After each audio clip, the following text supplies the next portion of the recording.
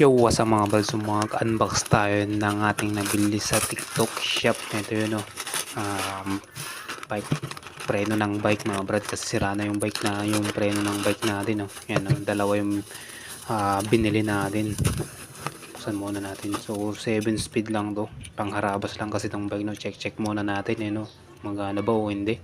Baka sira yung pinadala, hindi naman, goods naman yung pinadala sa atin. Ayan, okay naman.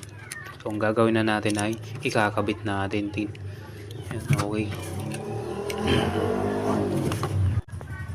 Okay, ito yung ating preno. Tingnan nyo naman, sira-sira na pati yung kanyang cambio, diba? Sira na yan. Ngayon papalitan na natin yan, mga brad. So napalitan na natin, bilis, diba?